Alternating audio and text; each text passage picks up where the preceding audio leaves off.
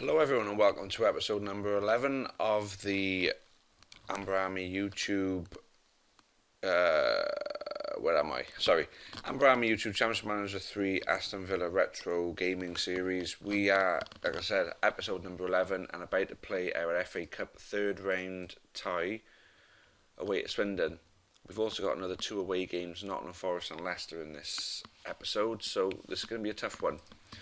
But as you'll see in this game, I'm playing a weakened team against Swindon, although they're not to be taken lightly, but still made sure Southgate, the captain, is playing, but giving a run out to some players that haven't yet had much of an opportunity so far this season, just to maybe give me something to think about. So let's get it started.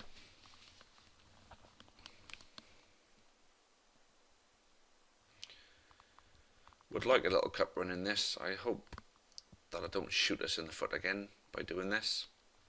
But the team I put out should win, basically. And if they want to be part of this squad in the near future, they're going to have to give me some performances. And this is their opportunity to do that.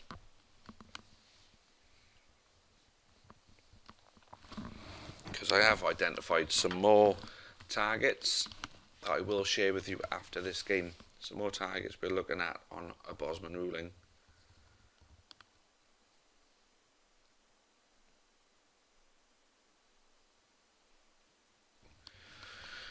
Thought we might have scored then.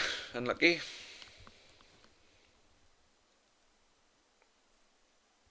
So not a lot happening in this game so far. It's been pretty boring, hasn't it? But wait. Oh. It's like high and wide. Collymore and Dublin are both the same for that.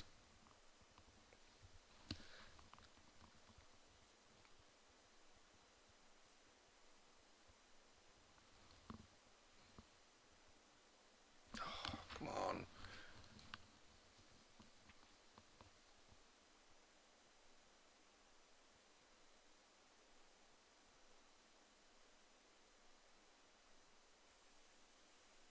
Oh, Gareth Southgate getting in on the scoring again. Always worth keeping your captain on the pitch. So we're half time, one goal to the good. Quite easily the better team. So far we should be sailing into the fourth round of the cup.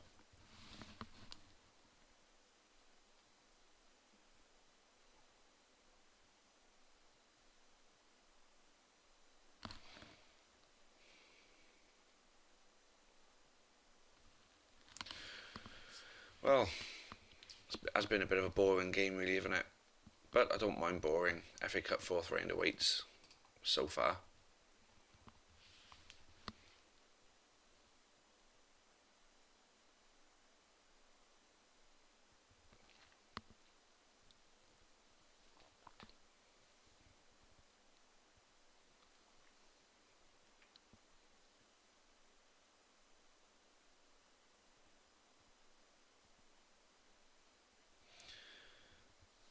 So we continue to dominate the game. Collymore getting a shot on target. Wow.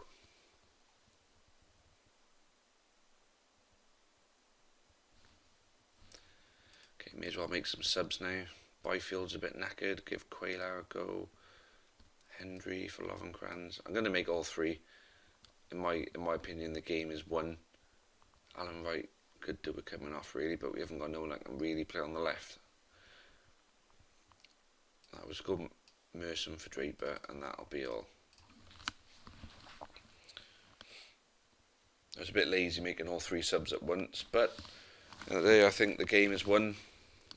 I know it's only one goal they could score at any time, but the players we got, well, there you go, 2-0. Thought as much. The players we got and the way we've been playing, this game is only ever really going to go one way.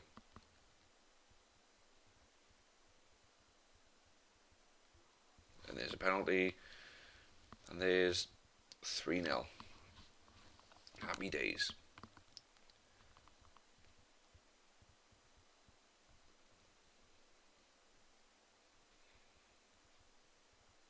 Oh, consolation for Swindon. Fair play to them. And that should be that. Happy days. Fourth round of the cup. We won the game convincingly. It's a good start of the episode, guys. Let's move on to game number 2. Oh, actually, no. Give me a second. I'm going to show you our new targets. Okay, so our targets. Jorge Barberin. You see his shooting is off the ball decent, but he's very fast, good at dribbling, good with flair. So he's the type that would score goals in the Premier League. Obviously doing well on his average rating there. But his interest in us was very low, so the chances of him signing for us are poor. As the same as Saliou Lasisi, only 20 years old and already a very, very talented centre half, playing first team for Sampdoria. Keith O'Neill is only 22. He does become a good player on this game. He is leaving the club under Bosman ruling. He's declared that he's leaving. Offered a couple of K, they always accept. So we're talking a bargain. Daniel Kemp is an investment, 18 years old, already looking like a decent striker. Just got to work on a few physical attributes, but that'll come with age. So one for the future there.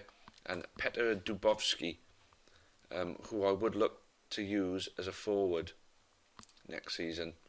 We've offered, but as you can see, we're up against a lot of teams, and the likelihood of getting him isn't great considering the company that we've got there. But they're our targets for now. If we don't get any of them, I am looking to sign another striker at some point. If that 3.8 million will get us someone worthwhile. But anyway, let's get on to game number 2. Okay then, so game number 2, guys. We're away at Nottm Forest, who are currently bottom of the league. So on our current form, we should win this one. But you never know what can happen in football. Oh, and we got a penalty. Yes, we got a penalty, and they got a red card. So, and we've converted the penalty. It's 1-0. They're down to 10 men. That is the best start we could have possibly hoped for.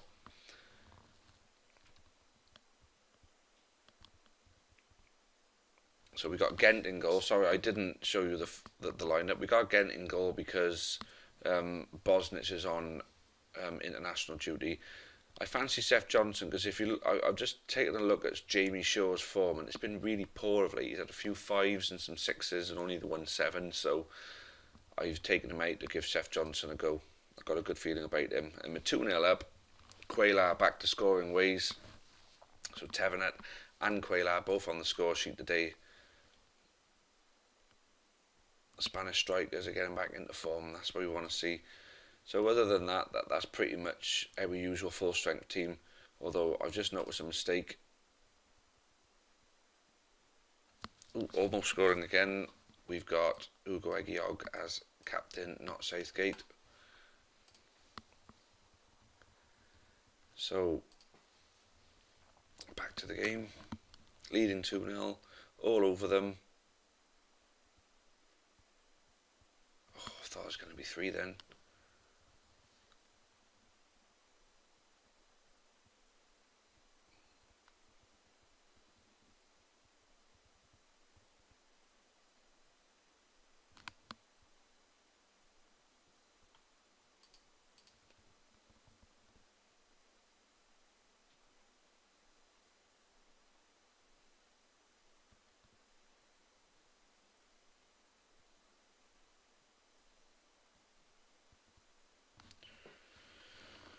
Well, as expected, it's all us still.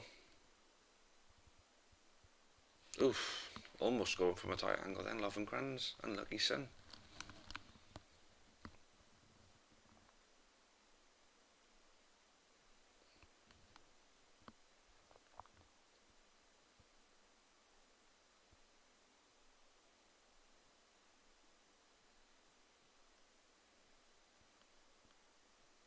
I thought that was going to be 3 then.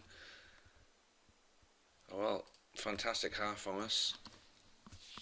Nottm Forest would be disappointed, but usually if it's a poor decision, it usually says that was a dubious decision. Oh, it's 3-0, there we go. It didn't say that. It must have been a penalty. It must have been a red card. And on the back of it, we're now leading 3-0.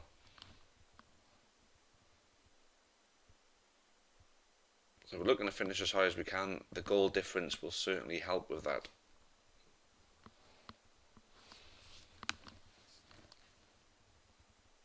Four 4-0. Quaylar on the head.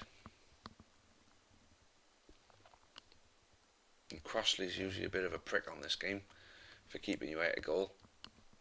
Now we're just free scoring. Oh, looking for the hat-trick and Quayla, unlucky son. So, at about this time, I think we're going to be looking at making a substitution. I think the game is as good as won. There's no need to keep players on if we can give them a rest. Although I'm not taking Quayla off. Absolutely not. Although I am going to give George O'Callaghan a run out. And Lee Hendry a run out as well. So we'll do that for now. Oh, yeah, 5-0. Perfect. So I said at the beginning that this is going to be a tough episode because of the 3 away games, and so far we've kicked ass in the first 2.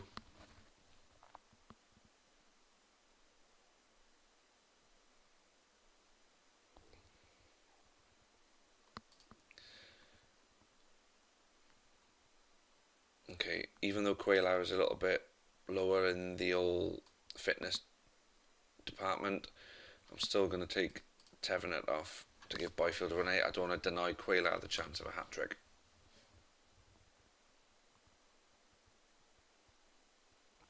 Nottm Forest look to attack. They look to push forward in numbers when they're 5-0 down in the 89th minute. Yeah, good tactic, guys.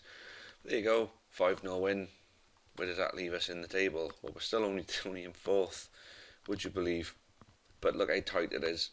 We're 4 points clear of 5th, so we're creating a bit of a group, a top 4 group, and we're 2 points away from top. As you can see, the goal difference is now 15 plus 15, which for me I think is very good. So on to game number 3 then. Okay guys, before we go to the next game, there you go, confirmed signing Daniel Kemp from Motherwell, the 18-year-old Scottish lad, the promising looking striker whose attributes are still going up at Motherwell at the moment, is signing for us at the end of the season on a free transfer. So there we go, happy days. Well, before we get there as well, look at this for a result. Arsenal versus Liverpool played on the Sunday and Arsenal won 4-0. I think no one's stopping them. I think Arsenal are going to be the ones who are going to end up winning the league, but it's opened it up for us to slide up into second place, to be clear second place by 2 points as well. So we've got to get that game in hand and we've got to win it. And quickly as well, confirmed signing Keith O'Neill. We've signed him for £3,000. A bit of a glitch in the game, I know, but still, that's absolutely perfect, that is, isn't it? Okay, confirmed signing. Petr Dubovsky is joining us at the end of the season, although he has recently declared that he's leaving in the Bosman ruling, so we could have got him for that couple of grand, but it wasn't worth putting out to allow somebody else to get in for him.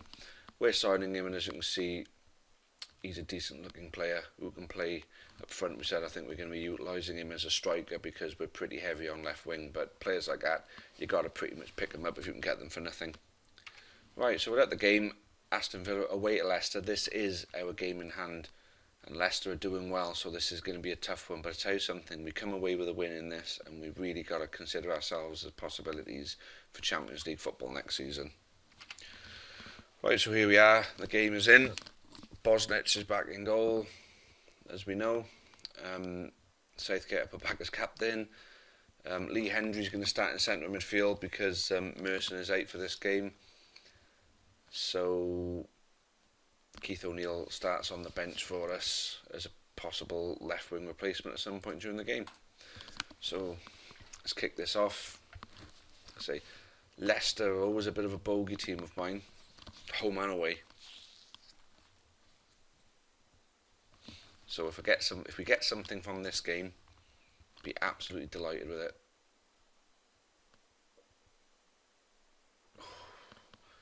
Certainly asking questions of them, but they're also asking questions of us. I had a feeling this is going to be a really close game.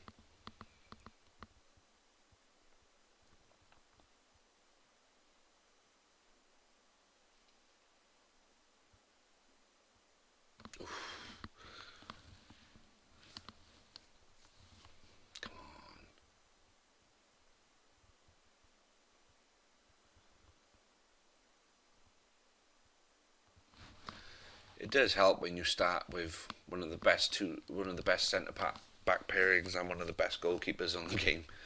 It does help, but you've got to have a proper team. Just having a good defence doesn't mean that you're going to win games, because you need to have a good forward, and you also need to have a good midfield who's going to set those goals up. I think we've worked well on our front line. We've worked well on our midfield as well. So a closely contested first half, 0-0, and thank God for that. And Leicester looking the more likely at the moment, but I say there's still plenty of time left in this game, and we got plenty of dangerous players who can make things happen.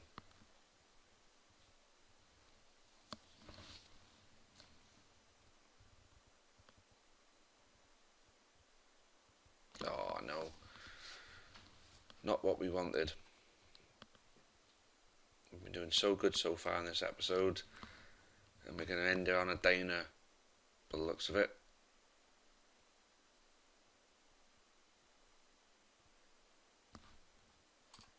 Let's get this changed up. Nottm having a poor game. Not really anyone who can go out there. Everyone's a left-sided. But I'll tell you what, I'm going to have a gamble and see how Keith O'Neill dabs to the right-hand side. I know we're playing him out of position, but he's a winger. Quayla's knackered. Let's get Byfield on. This double sub. Well, Nottm was knackered as well and playing bad. Surely putting O'Neill out there isn't going to do any worse.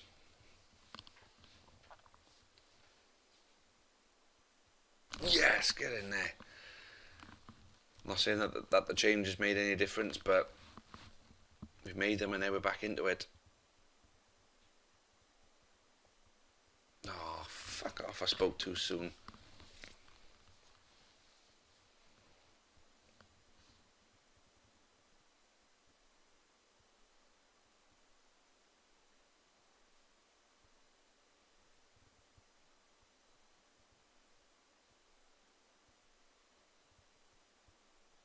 Oh, that's it, isn't it? Leicester, as I said, an absolute bogey team of mine. Hate playing them. Lee Hendry having a bad game as well. It's not good. Not a good sign for a future player to be shitting out in important games. But look at Lovenkrands in the game he's having for us though. A young player. Someone with a proper bit of promise. That's why I'm starting him in front of Hendry.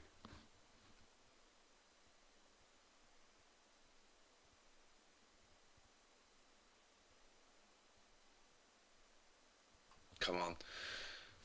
Still time to get an equaliser. Or not. Ah, well, not good. That's all I'm going to say for that one. Not good, although pleasing to see Lovenkrands play such a good game. Pleasing to see Seth Johnson getting a 7 in a game that we lost. So, some positives to take, but unfortunately, although we're still in 4th place, we could have been sitting in 2nd at the end of this episode. But anyway, look, this episode has gone on for quite some time now, so we're going to call it here. And guys, keep up with this series. Hope you're enjoying it still. I'm enjoying doing it. Going to keep this going for quite some time, I think, so stay with it. Thanks again for watching, and it's cheerio for now.